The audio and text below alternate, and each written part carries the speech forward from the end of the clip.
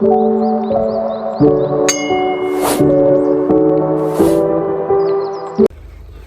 morning guys, welcome back to the channel. Hope you're all having a great week. It's Friday, I'm on a day off, so I'm here at Cudmore. Bit emotional day to be honest, because this is the lake I usually fish, Edwards, and I mentioned I think about a month ago that it was closing because they're taking a different avenue, turning it into something else. I don't know what that'll be, but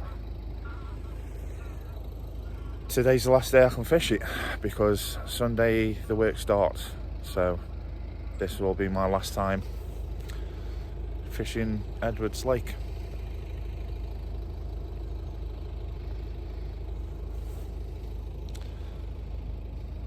Had some really good times on here, but this winter on here has beat me up, but it's not stopped me from trying, so that's why I'm here again.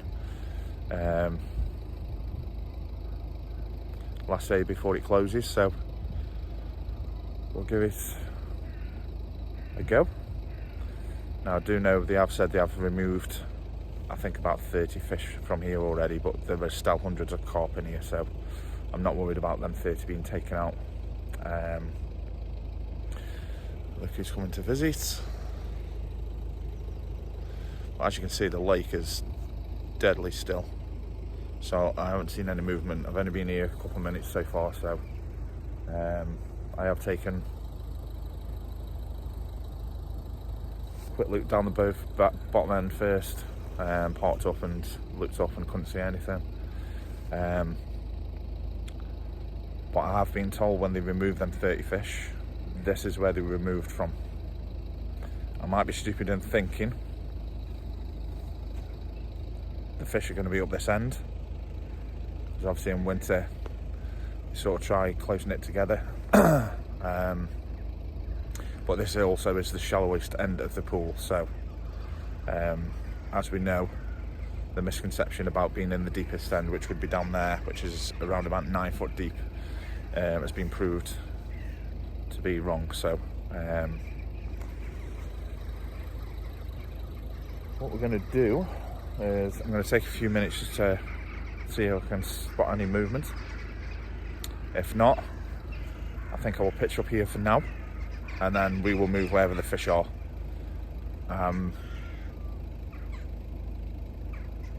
Yeah, and then we'll see what happens. But I've never been one to give up, and I won't give up. Again, this is my last day on here, so I need to pull out all the stops and hopefully put a carp on the bank. And if I do catch one, I'd be that happy, I'd go home. That's how happy I'd be to catch one out of here just before it shuts. So keep your fingers crossed for me, and I'm going to watch these swans to see if anything spooks them off, but so far I've seen nothing.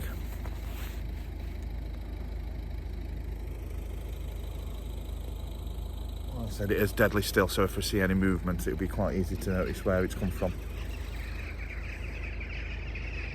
Not seeing it. Not seeing any bubbles or anything either. Not seeing any fizzing. No reeds knocking.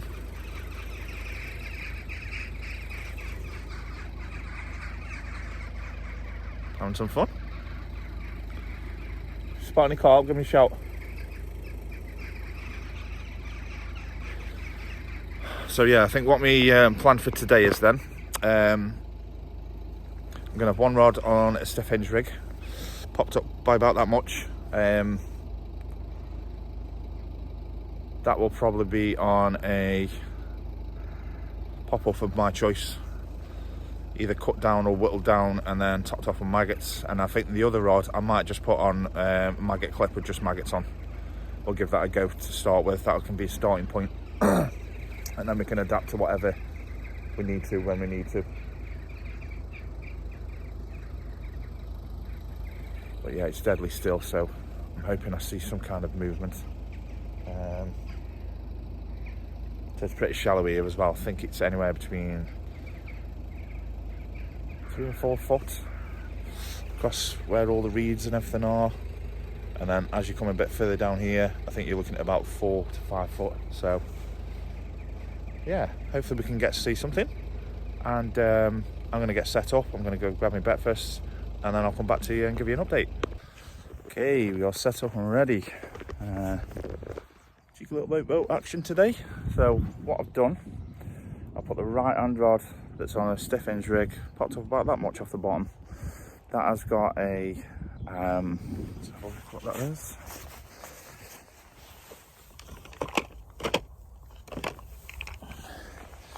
Got one of the CC Moore Pacific Tuna yellow pop-ups, and that's tied off at the top with a bunch of maggots, about 30-40 maggots.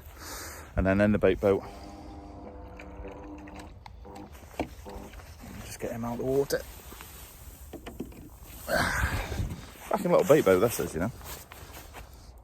And it costs 80 quid as well. Pretty good. If anyone wants a review on that, let me know and I'll make a video on it. So yeah, that's on Pacific Tuna yellow pop-up by CC Moore, and then tied off with a bunch of maggots from Angling Direct.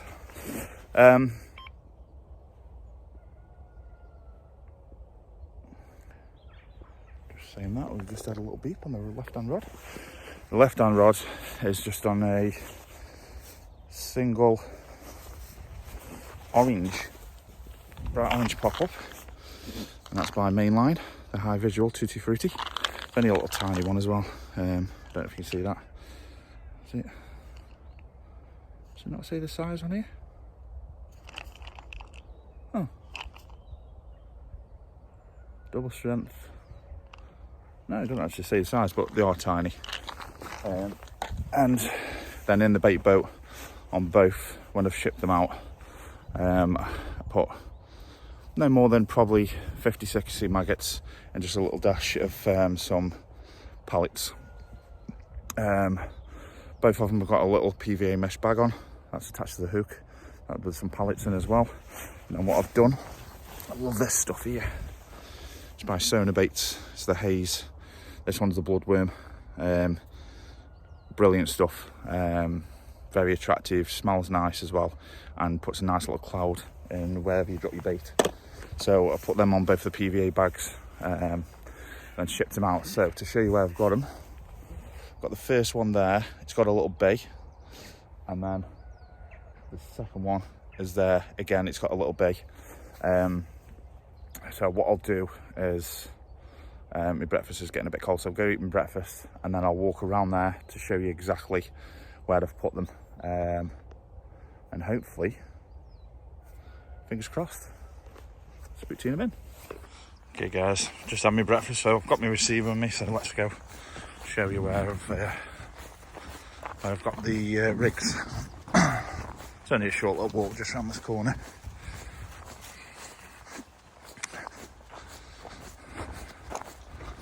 There's another one of the canals that are on this complex. Goes all the way around there and all the way around down to there. So I've got 4 bays I'm going to concentrate on today, depending on what happens. So there's this one here.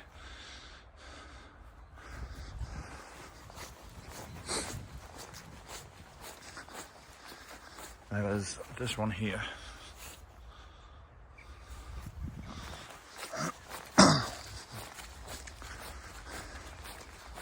Now this is where I've got my rigs. I've got the left-hand one in here. Nice big bay out of the reeds. And the next one is a bit of a deeper bay. Comes right back. And this summer I was quite successful fishing from that peg there. And I was casting into here and doing quite successful with it. So, but this is where the fish were brought out the other day, the 30 that I mentioned. So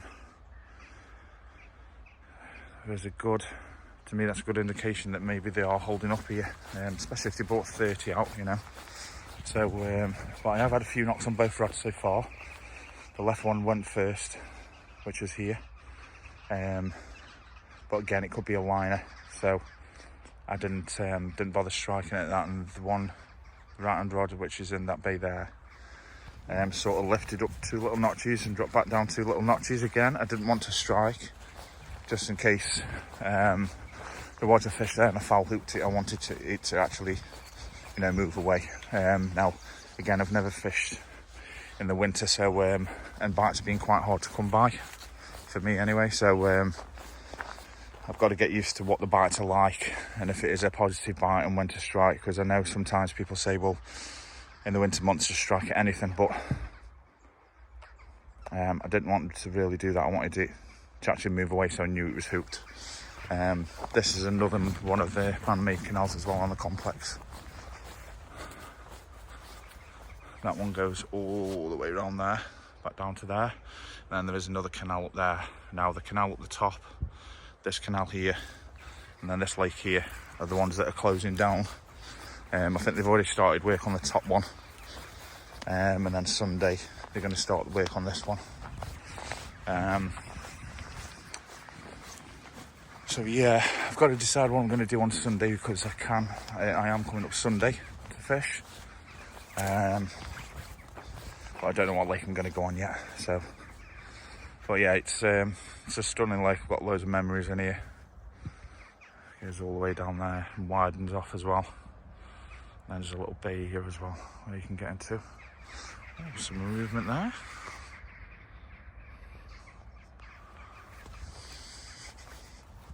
I do keep checking down these edges because some movement there as well. You can't fish in between these rocks though, is the problem, because some pots were put in there with lily pads in. I think they were hoping to grow some lily pads in there, which would give it a nice little bed of like lily beds and reeds in there. But the people who put them in there left them in the pots, so they couldn't actually grow and they just died. But the pots are still in there, so every time I've seen somebody cast into there, they've actually been snapped off. So it's not even worth trying, to be honest.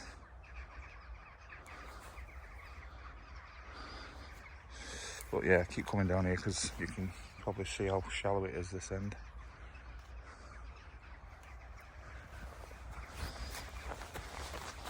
And I've seen, especially, well, it was in the summer, but these bays here, the fish used to be moving around like mad in them. But I do keep looking. I can't see any sign that anything's been here.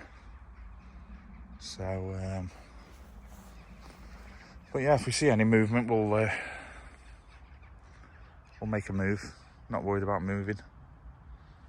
But it's got to be something positive for me to jump on it. Really, I don't want to be just moving for the sake of it, just because I've seen one bubble. It's got to be something positive for me to do it.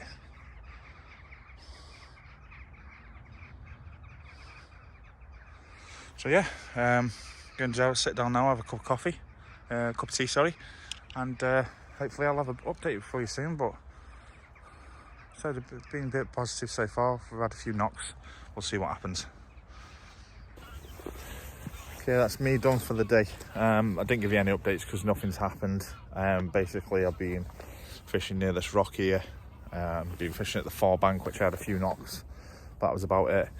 But the day was sort of ruined from after the first hour or so, because my 2 friends here, because I had one over there and one over here in 2 little bays.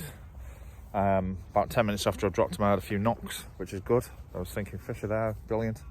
But then they come along and destroyed the swim. They went down and ate all the bait, so that was that done. Not also that, there was a bay here and a bay here. Don't know if you see it just there. I pre-baited them, ready, in case I didn't have anything over there for a few hours, and then I was going to put them in there. After they finished over there, they went in there and destroyed them swims as well. So nothing you can do about it, do you know what I mean? That's the way it goes. But apart from that, I've had nothing, but I've seen no fish showing either. I've seen nothing, no signs of fish at all. So I'm going to pack up now, because I am going to go down to a different lake that I'll be on Sunday. I'm quite excited because I haven't fished it before. and there's some big fish in there. I think the fish go up to, there's a good head of 20s in there. I think there's about 200 carp in there, and there's some 30s in there as well, but also there's catfish in there that have been pulled out at £79. So that's quite exciting. So yeah, I'll be fishing that on Sunday. So I'm just going to pack up these now. I'm going to meet the manager down there, and he's going to show me around the lake and show me the best spots. So I'm already prepared for Sunday. So yeah, unfortunately another blank, but again, it's not going to deter me. I love being out here, and I'm going to keep going during this winter, hoping to get a winter carp. It's all I'm dreaming about at the moment, so I can't wait to get on there on Sunday. But yeah, so for now, it's goodbye from me until Sunday. I'll be out recording again. So yeah, if you don't mind, if you can drop a subscription on the channel, that helps me grow the channel. That'd be amazing. That helps get me content out to more people. Drop a like on the video if you've enjoyed it. I do apologise again, it's another blank, but again, it happens. So yeah, sorry about that.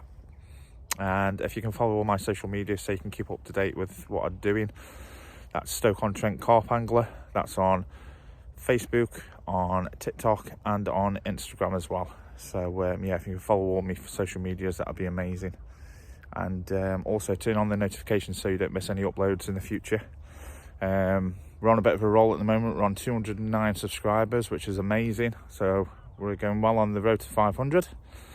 And yeah, until next time, tight lines.